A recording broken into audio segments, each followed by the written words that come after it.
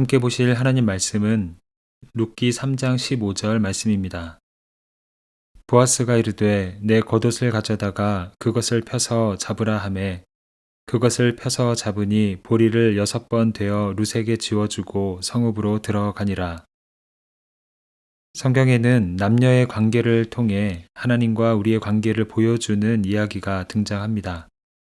성경 룻기가 대표적인 말씀입니다. 하나님은 보아스와 룻의 관계를 통해 우리를 향하신 하나님의 사랑이 어떠한지를 보여주십니다. 본문은 보아스와 룻 사이에 있었던 일 중 한 장면입니다. 보아스와 룻이 헤어져 각자의 집으로 돌아가는 상황입니다. 보아스는 룻을 빈손으로 보내지 않습니다.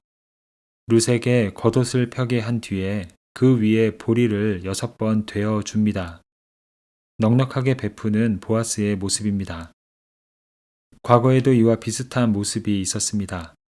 룻이 이삭을 주우러 왔다는 소식을 들은 보아스는 자신의 종들에게 곡식다발에서 이삭을 빼어 룻이 주워갈 수 있게 하라고 말했습니다. 떨어진 이삭만 주워가면 부족할지 모르니 더 주워갈 수 있도록 베풀어 준 것입니다. 이런 행동은 그의 넉넉함에서 나오는 행동이었습니다.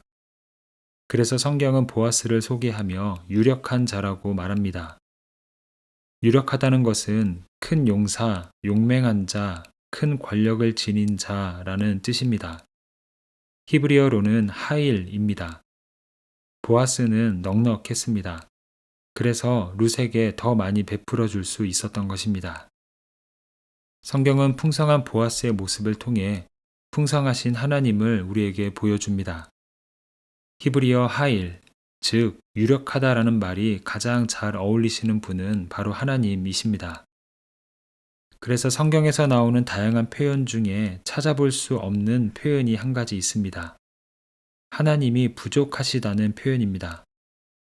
하나님이 능력이 부족하거나 재물이 부족하거나 우리를 향한 사랑이 부족하다는 내용에 대해서는 조금의 여지도 발견되지 않습니다. 오히려 하나님은 풍성하시며 우리에게 넘치도록 주시는 분이라는 내용으로 성경은 가득 차 있습니다. 열왕기하 4장을 보면 엘리사가 한 여인을 돕는 장면이 나옵니다. 남편이 이미 죽어서 두 아들과 함께 지내는 여인이었습니다. 그런데 남편이 꾼 빚을 가지러 누군가가 찾아왔습니다. 그래서 아이들을 데리고 가서 종으로 삼으려 한 것입니다. 하나님은 엘리사를 통해 그 여인의 가정에 기적을 베풀어 주십니다. 엘리야는 그 여인에게 이웃에게 가서 그릇들을 빌려오라고 말합니다. 그리고 그 집에 있던 적은 양의 기름을 가지고 빌려온 여러 그릇들에 붓기 시작합니다. 그러자 모든 그릇에 기름이 가득 차게 된 것입니다. 하나님은 그 일을 베푸신 후에 엘리사를 통해 말씀하십니다. 가서 기름을 팔아 빚을 갚으라. 하나님께서 그 가정의 빚을 갚아 주신 것입니다. 이처럼 하나님은 풍요로우실 뿐 아니라 우리의 필요를 아시고 그 필요를 채워주시는 분이십니다. 빌립보서 4장 19절은 말합니다. 나의 하나님이 그리스도 예수 안에서 영광 가운데 그 풍성한 대로 너희 모든 쓸 것을 채우시리라. 사도 바울의 편지에 빠지지 않는 내용이 있습니다. 하나님이 풍성하신 분이라는 고백입니다. 에베소서 1장 7절의 말씀을 보면 우리는 그리스도 안에서 그의 은혜의 풍성함을 따라 그의 피로 말미암아 속량 곧 죄 사함을 받았느니라. 바울의 고백은 여기서 멈추지 않습니다. 풍성하신 하나님의 은혜를 우리에게 넘치게 하신다고 고백합니다. 에베소서 1장 8절의 말씀입니다. 이는 그가 모든 지혜와 총명을 우리에게 넘치게 하사. 또한 에베소서 3장 20절에서 말합니다. 우리 가운데서 역사하시는 능력대로 우리가 구하거나 생각하는 모든 것에 더 넘치도록 능히 하실 이에게. 옛날 한국에는 물이 귀하던 시절이 있었습니다.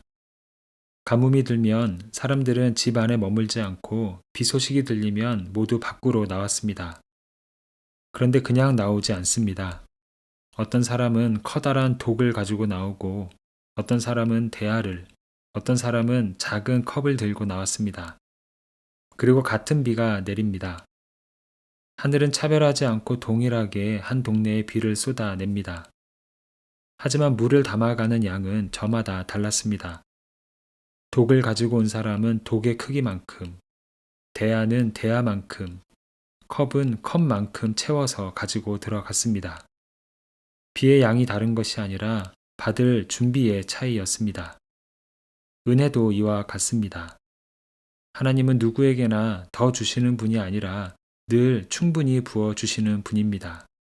하지만 은혜를 주실 것이라는 믿음, 그 은혜를 사모하는 마음에 하나님의 은혜가 깊이 머무는 법입니다. 하나님은 보아스의 모습을 통해 하일, 즉 부유하고 풍성하신 하나님을 오늘 보여주십니다. 룻에게 넉넉하게 베푸는 보아스의 모습을 보여주시며 우리의 인생에 그렇게 행하시는 하나님을 보게 하십니다. 우리가 할 일은 믿음을 가지고 우리의 손을 펴는 것입니다. 믿음의 그릇을 준비하는 것입니다. 룻이 겉옷을 펴며 보아스가 주는 보리를 담듯 우리는 믿음의 손을 펴서 하나님이 허락하시는 은혜를 담으면 됩니다. 풍성하신 하나님을 향해 믿음으로 나아가는 우리의 삶에 우리의 영혼을 풍성하게 채우시고 우리의 삶과 우리의 가정을 향해 풍성하게 채우시는 하나님의 은혜가 분명히 함께할 것입니다. 함께 기도하겠습니다. 사랑의 주님, 하나님의 풍성함으로 우리 인생을 향해 언제나 넘치는 은혜를 주심에 감사를 드립니다. 때로는 우리의 시선이 부족함에 머물러 주님의 풍성함을 온전히 신뢰하지 못했음을 고백합니다. 우리의 마음의 그릇을 넓히시고 믿음으로 손을 펴 주님의 은혜를 기쁨으로 받아 누리는 삶이 되게 하여 주시옵소서. 우리의 삶과 가정이 주님의 풍성하심으로 가득 차 흘러 넘치게 하시고 그 은혜를 이웃과 나누는 축복의 통로가 되게 하여 주시옵소서. 이 시간 어린이들과 청소년들 그리고 청년 세대를 주님의 손에 올려드립니다. 변화가 빠르고 가치가 흔들리는 시대 속에서도 주님을 향한 믿음 위에 굳게 서는 세대들 되게 하여 주시옵소서. 끝없는 경쟁과 비교 속에서 마음이 지치지 않게 하시고 자신의 자리에서 최선을 다할 힘과 지혜를 더하여 주시옵소서. 세상의 소리에 휩쓸리기보다는 진리의 말씀에 귀 기울이게 하시고 그들을 통해 복음의 진리가 이 땅 가운데에 펼쳐지게 하여 주시옵소서. 예수 그리스도의 이름으로 기도합니다. 아멘. 이제 각자 가지고 있는 기도의 제목으로 기도하고 말씀 중 깨달은 내용과 말씀의 은혜가 풍성한 삶이 되기를 바라며 기도하기 원합니다. 특별히 오늘은 어린이들과 청소년들 그리고 청년 세대를 주님께 올려드리며 중보하는 시간입니다. 이제 다 함께 이러한 기도 제목으로 기도의 자리로 나아갑니다.